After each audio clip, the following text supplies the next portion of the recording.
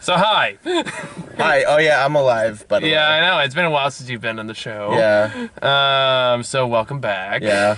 As I drag you out to go see Frozen 2. It's cool. I dragged a friend out too. Yeah. Well, Jeff's been on the show too. We can mention him. He was in the Wreck-It Ralph 2 review. Remember? Jeff? Yeah. Oh yeah, he was. Yeah. Yeah, but he doesn't have to do the review. This is true. He does not. He is. But he also has to drive back home. Yeah, and he lives fairly far away. I don't want to name the city for. And he's not. And yeah, he's not like 2 miles away from the theater. Like yeah, we are. yeah. So we have a bit of an advantage. Even then, by this time, you got like no traffic whatsoever.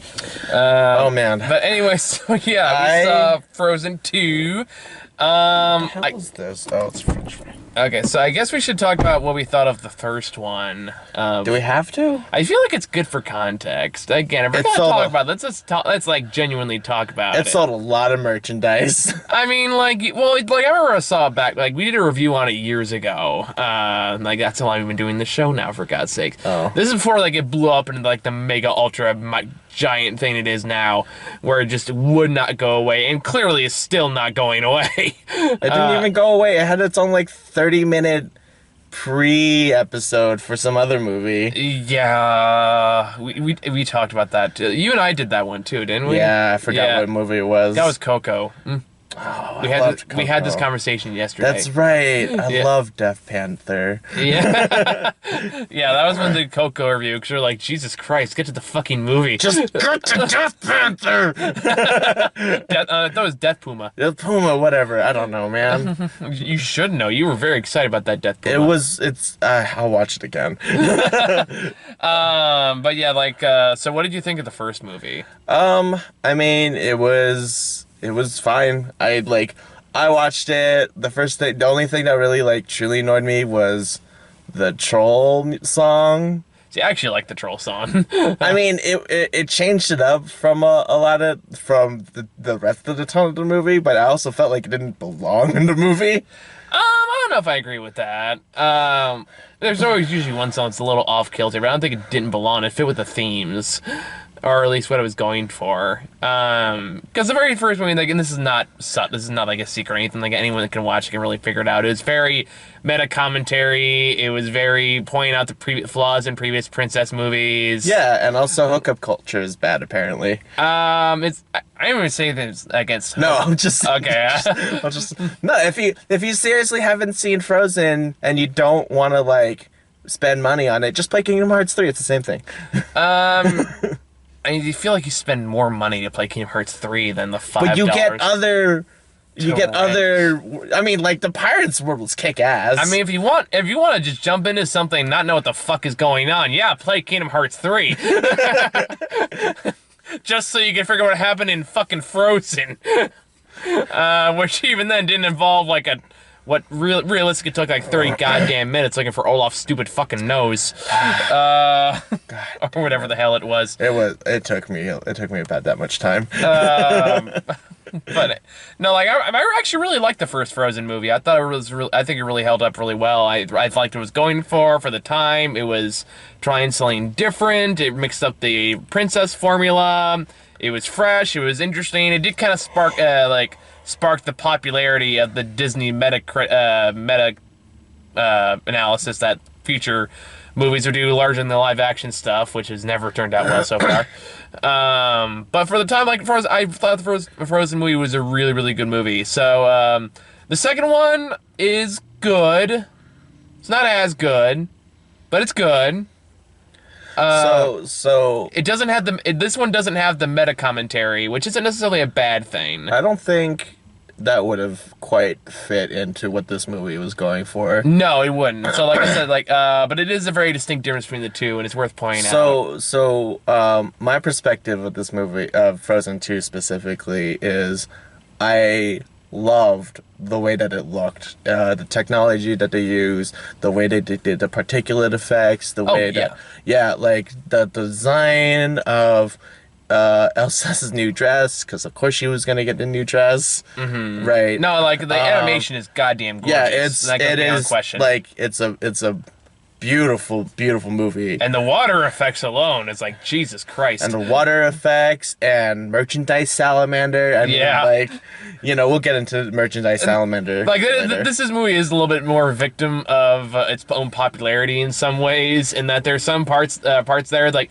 this is to sell shit. Oh, dude, not even merchandise salamander, but like merchandise water horse. Merchandise water horse, merchandise Elsa with new dress, merchandise Anna with new dress, Merchandise Kristof trying to do stuff, like, you know, or oh my god. Anyway, so the point is that Mike liked this movie for whatever reason. I like the movie for all the wrong reasons. Okay, what are the wrong? I'll let you go first. What are the wrong reasons? That fucking power ballad. Okay, yeah, I knew that was gonna come up. but I'll get to that later. Yeah, well, that'll be its own thing.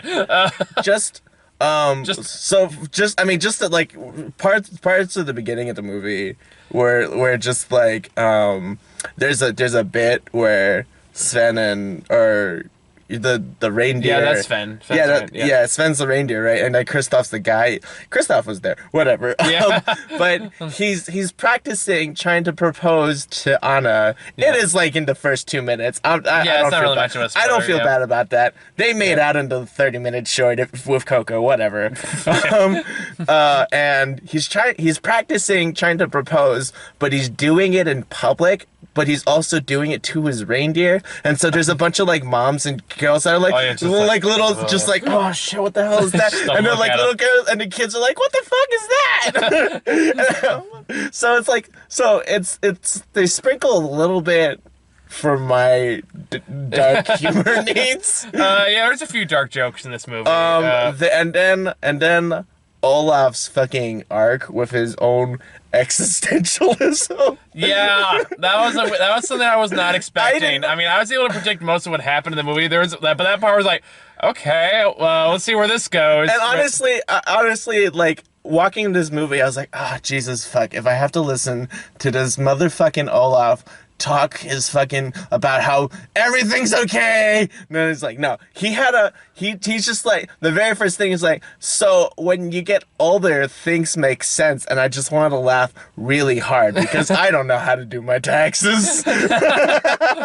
I'm going to jail. Don't admit that on camera. I'll get an accountant. Anyway. Okay. That's not the point. But you know, it's just like, oh, that's different. Yeah, they made Olaf an existentialist in this movie. And then he has a whole song about the world falling apart around him. There's fire chasing him. He's being lifted off the ground by mysterious winds, and holes and rocks are falling after him. And he's just like, everything will be fine when I grow up. I'm just a kid right now. I'm really grabbing onto this denial. Which kind of goes into like what you argue, like, so it's just a lot. I liked Frozen 2 for the cynicism, basically. For a lot of bad reasons. I liked what this movie was going for. It's not very subtle in what it's doing, but I still appreciate that they're doing it. I just kind of wish the implicit would become the explicit in a lot of ways, because the whole metaphor, like, and they implied it a little bit in the first movie. This one, like, makes it just so overt. It's like, have you gotten the gay princess metaphor yet? It's like, yes, I have, thank you. Where the whole thing is Elsa in this movie is happy in her life. She has a family who she loves and loves her back. She's like, everything's peaceful in the kingdom. They play charades. They play charades. They have a good time. Basically, everything's all happy dory. But she hears this voice that only she can hear. That is calling her out to something, a dark truth about herself that she doesn't want to acknowledge because everything's good right now. But it just keeps pushing to explore the unknown. And like, if that or isn't an obvious, like, okay, like, and I'm gonna be clear, I'm not like mad that it's overt or that it's obvious that we're doing this. It's more like, okay, yeah, I see where this is going, and then it kind of does like doubles down on it multiple times, like, okay, we kind of get it. I just know that when she was singing about going into the unknown and all of that, I was just like, man, imagine if you were like the fucking baker and you have to wake up at 5 a.m. and your fucking queen is just like belting out a fucking power ballad at like 1 in the fucking morning, and it's just like, shut the fuck up! I mean, realistically, it's a very tall castle. The baker would not be able to hear much from down there. She's got a great voice. She does. God bless her. God, she's already been blessed. I'm not saying that shit's gonna carry at 1 in the morning when everyone's trying to sleep. Okay, why do you think the people came out so fast when everything went to hell? Well, because everything went to hell. I think it's a pretty obvious reason. No, she was singing prior to that shit. Keeping everyone awake. No, there was a fair gap in time. There was like an earthquake and yeah, shit, there was shit. There was obvious shit. Yeah. But anyway, so it turns out this great unknown is like beckoning her to an ancient forest that got blocked off because of colonialism. Because the people of Arendelle and the native people of the forest were friends, but then shit happened, and then all the spirits got all pissy, and then they blocked off the thing. There's a couple things about the forest people. One, they're clearly Native Americans. Oh, yeah. Two, this movie is so close to Thanksgiving. You know that was intentional. I'm not even done. Three, the people of the forest took advantage of the magic that was around them. Like the gays do. No, but the magic part. No, but the way the views of Howard quote do not reflect the views of MTCN as a whole, and we do not take responsibility. I'm but kidding. no, but like the grandpa's like, we can never trust them. Oh yeah, that part was like because they use magic and it makes them entitled, and they take their jabs. Like, yeah, like the sport, like, it's going full spoiler. How is colonialism not a spoiler? I mean, it's more like, they did like a whole big reveal about what actually happened. I mean, you can kind of, if you know anything about these kind of, like, if you've seen Avatar, you can figure this out pretty much right away. Which Avatar? The James Cameron Avatar. Okay, because also, Elsa is also the Avatar. Yeah, I mean, in a way. Elsa is also Nickelodeon's The Avatar because she eventually conquers the 4 elements of nature. Not really conquers. Becomes in tune. In tune with herself. In tune with herself. And more comfortable in her own identity, which is kind of a big theme through this. But yeah, like, sorry, I just got a comment. But yeah, like, a big part of all of this is, again, she's following a voice. A voice is telling her to go in one location, and everyone, like, Anna wants to support her, but she doesn't know how to do it, and she needs to go do it alone, and she fights the metaphorical pushback ocean until she gets to the really dark, some might say closeted location, where she says, reveal yourself, let me see who you are. Well, closeted is a strange word, but I would say isolated. You know, somewhat closed off. There you go. That works better. That works better. Somewhat hiding the true nature of oneself. Yes, and saying, like, let me see you, let me see who you really are, and it turns out it's her. It's herself she needs to see. And she gets a new dress out of it. And she gets a metaphorical dress. And she gets her hair down. And she was rocking it. Honestly, hang on. The designs are good. No, hang on. Whoever designed that dress, bravo. No, it's a good. But back to us being assholes. I mean, like, let me be clear. I'm not saying any of this is bad. Like, I don't think any of it's bad on its face. I like what it's going for, and but for me, like, I think my big, I don't even call it a problem. Someone just like, I hope they do for the third one, is just say it, because let's be honest. If you make a main princess of a film franchise as big as Frozen into an LGBT icon, that's fucking big. I don't think Disney's gonna do it. Do you need Q in there? Not the point. I mean, okay, LGBTQ+. There you go. Yeah. We want to include everyone. This is very true. No, you're right. No, Yeah. no. Thank you for calling me out. The LGBTQ plus community, that would be huge. Again, I don't think Disney has the balls to do it. That's okay But because somebody clearly wants to. well, because what's gonna happen is number 3, we're gonna get an androgynous fire prince, I can see that. and he might, or he may or may not be from Agrabah. Are we saying Aladdin is gonna pop in here? I don't know. It's just I associate desert and fire. He might be brown, just to like put a statement in there too. What statement are you implying, Howard? What? Mixed racing? Yeah. Okay. That But interracial major. why does the brown person have to come from the desert, Howard? Cause melanin is a thing, you white fuck. Racist! Anyway. What a weird place for the Frozen 2 review to go. I'm so tired. But no, like, again, I like what they're going with it. I wish they'd explore it more openly, I guess, ironically. Yeah, I mean, think it's like, if I have any major gripes movie at all, I don't think it goes far enough, in my opinion. Because I like Anna's arc to the movie, I really like Kristen Bell. I think she has a really good performance here.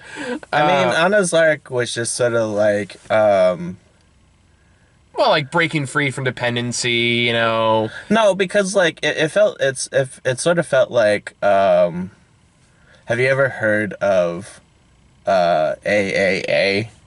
Alcohol's Anonymous. It's an anonymous group for people who support people in AA. Mm-hmm.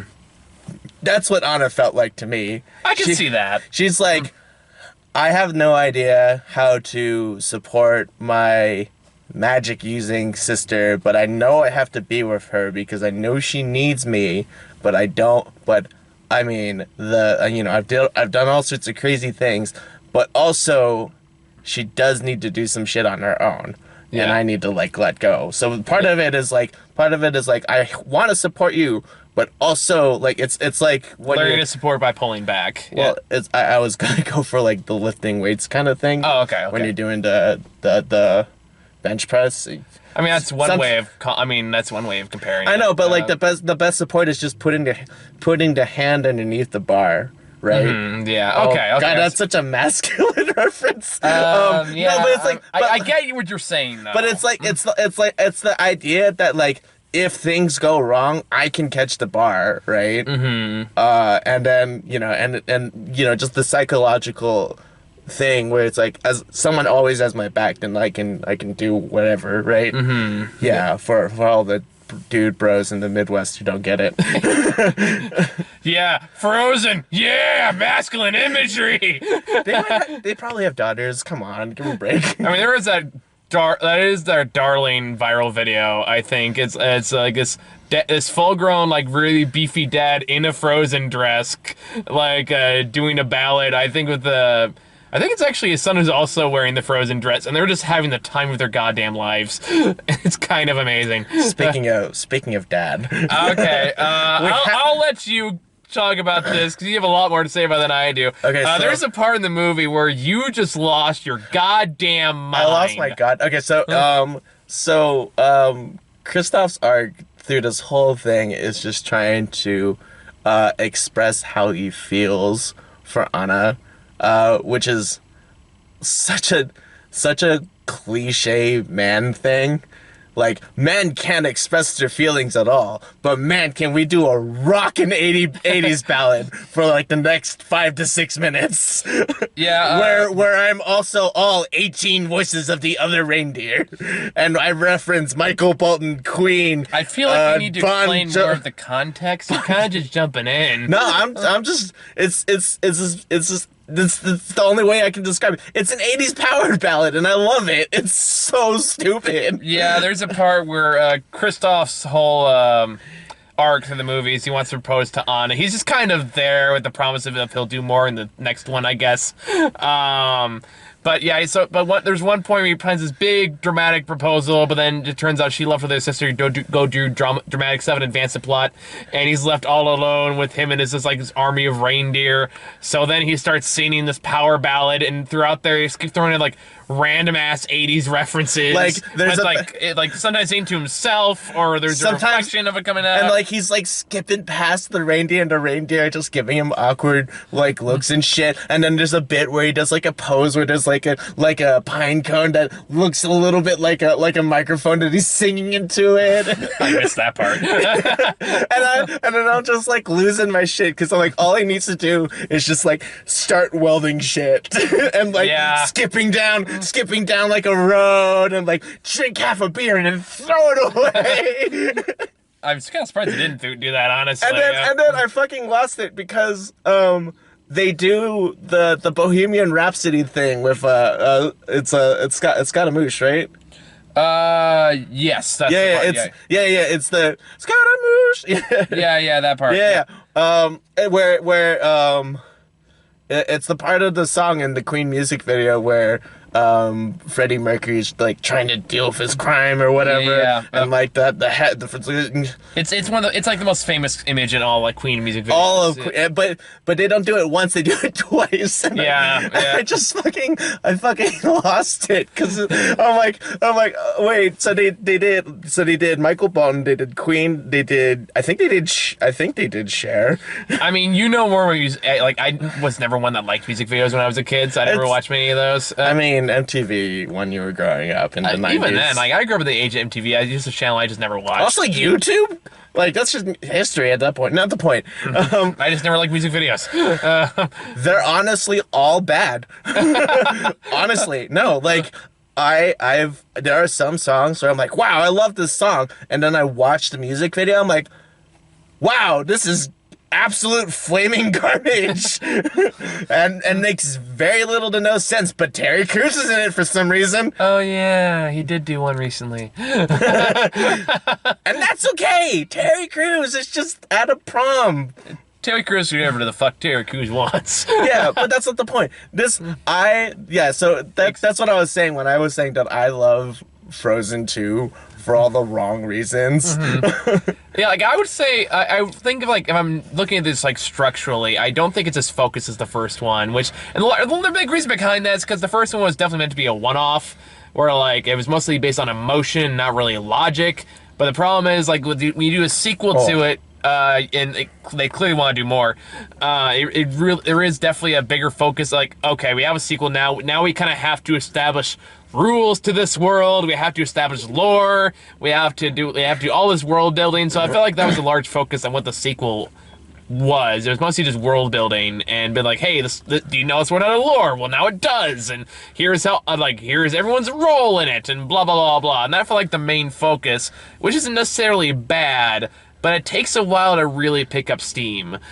I wouldn't say this movie got really good until about I want to say a third or halfway through. So I was from a visual standpoint, I was pretty much enjoying it from the beginning. Oh yeah, visually it's still gorgeous from beginning to end. Don't get me wrong. I'm thinking mostly structure and story. Structure and story. I would actually say that once they crossed into the mist was when the story actually picks up, because at that point the call to the adventure has already done its point. That's true. And it's a literal call to adventure. Yeah. Sorry. No, you're right. It does take a while for an actual crisis to develop, I guess, or at least one that's really interesting. I mean, maybe it's because everyth's so cold, but one could say that the conflict is, or the rising action is slow burning. Ha ha ha ha. I deserve a pity laugh. Anyway, but I mean, there's a couple of little really cynical bits where Kristoff's trying to propose, and it's just oh yeah, you used to be so naive and you were so short-sighted, and it's just these are not the words you say in a marriage proposal, buddy. I think the one joke that made me laugh is one of the few jokes that where Olaf got a laugh out of me was Oh, when he's the like recap? the recap where he like does this whole elaborate recap of the first movie to the like these people they find on the other side of the mist, because they find one that are like old guards from Arendelle that got trapped there, and like the natives that live in the forest there. And so Olaf regales the entire first story. And it's like, at first, like, oh god, we're doing this, and then it keeps going, and it keeps like the part where it kind of turned around Is where he's like, and their parents are dead. No, it's part where it's like, there's like, well, we're sisters, like, but we're getting torn apart, but at least we still have our parents. Our parents are dead. But even the part like the part that made that part funny wasn't what he was saying; it was the reaction of the main guard, who got really into the story. You know, sort of that sort of like really quick recap kind of reminds me of the guy from Ant-Man. Oh yeah. And I feel like they were just kind of copying that kind of quick recap kind of thing. Yeah.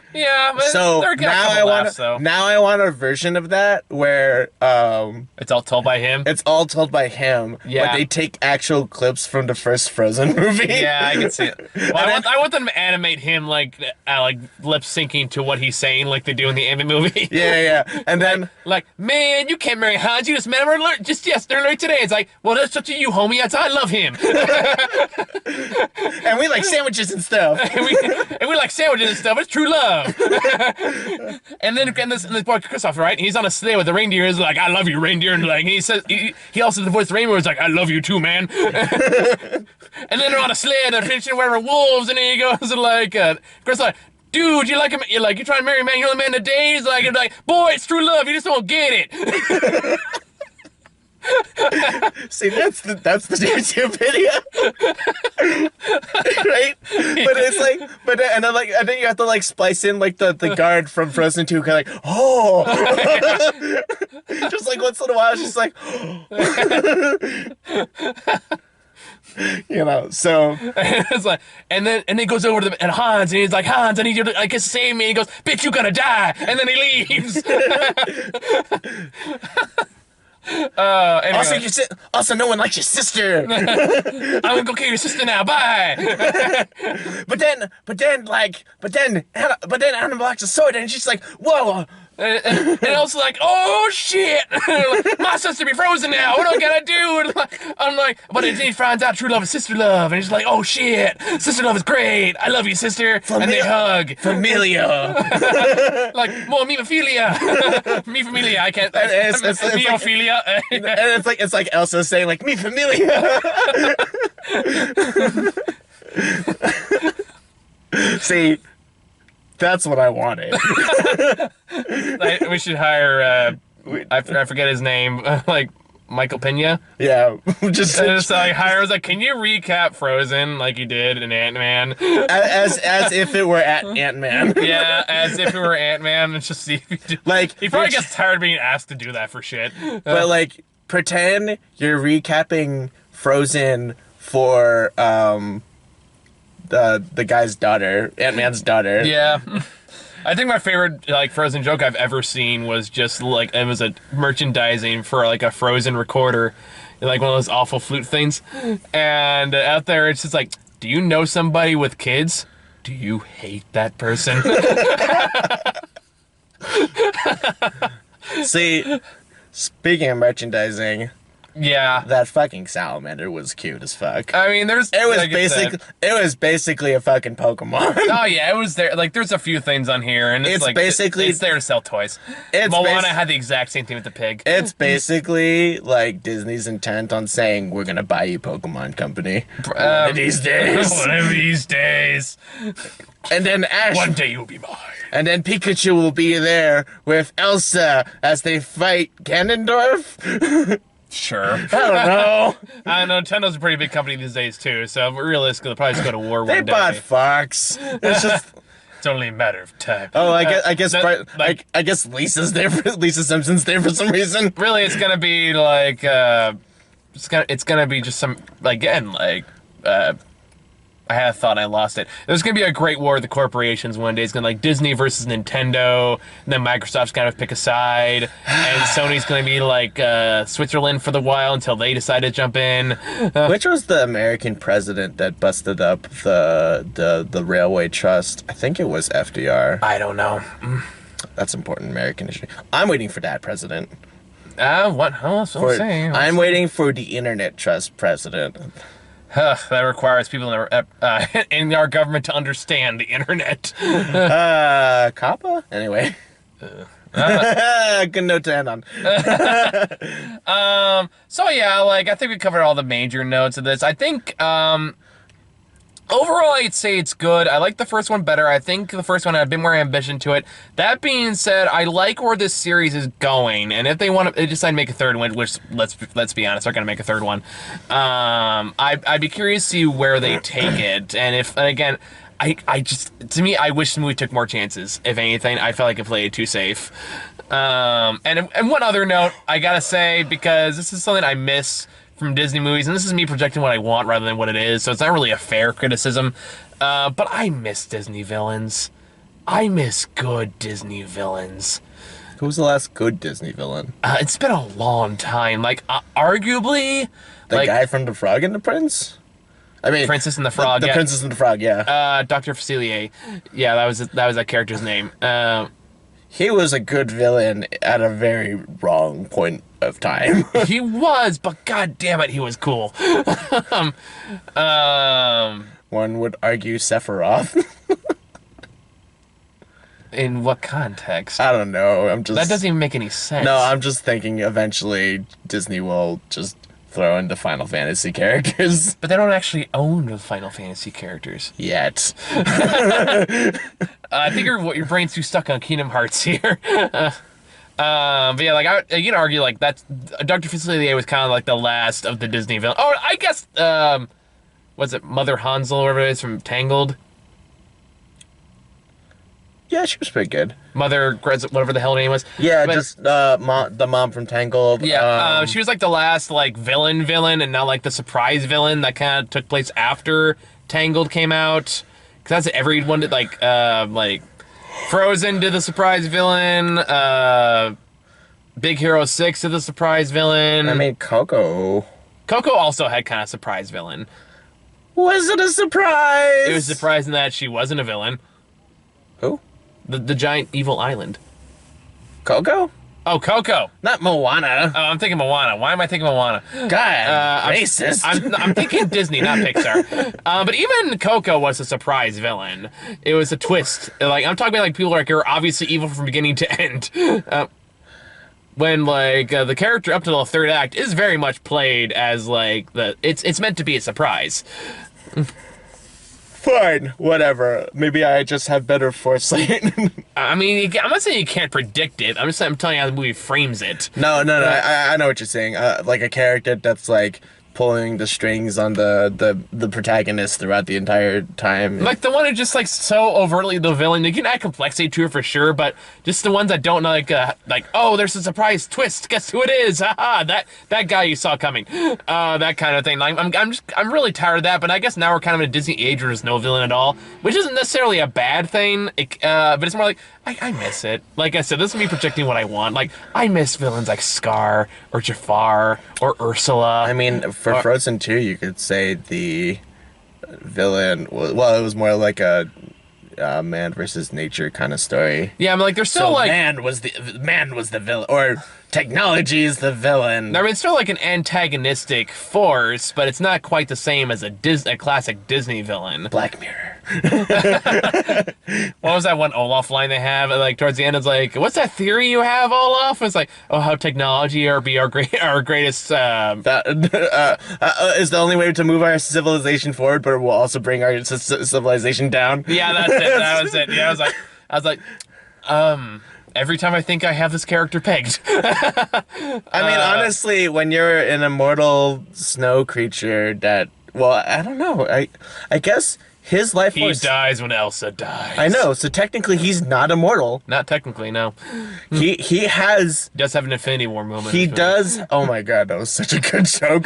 But no, it's just like, he does have an expiration date, and it's as long as Elsa lives. Yeah, pretty much. Which, you know, she's immortal. That's a question, too. Yeah. Maybe that'll be the third movie. It'll be like a dystopian, like, industrial era steampunk universe. And she's like the last vanguard of the forest. And everyone else died hundreds of years ago. God, don't let me write the third Frozen movie. The next day. Can you do a rewrite in 2 weeks? Can I? Make it way worse. Now it's suddenly Blade Runner, but with Elsa. She's talking, she has to hunt down, like, snowmen. And one day, like, she finally realizes, like, she remembers that she's a connecting force, so she has, like, so they're in the rain, and snowman Olaf is there, and he's all bloody and broken, and he's sitting there, like, well, no, because you have I've to seen things you wouldn't believe. Well, you have to do the ending of Blade Runner, where it's like, is Elsa a replicant or not? What if she's the snowman the whole time? Like, she comes back to her apartment, they're just like a little snowman, like origami, sitting there in the stoop. She like pours. I guess she would pour vodka. She wouldn't do whiskey. Yeah, it burns a little too much. Well, I mean, they're clearly Swedish. Yeah. All right. So that weird tangent aside, Frozen 2, it's good. Not as good as the first one, but still good. Your thoughts? I need to look up all the references in the 80s power ballad. That's really it. He's gonna obsess about the power ballad. It was so funny. For all the wrong reasons. No, all the right reasons, really.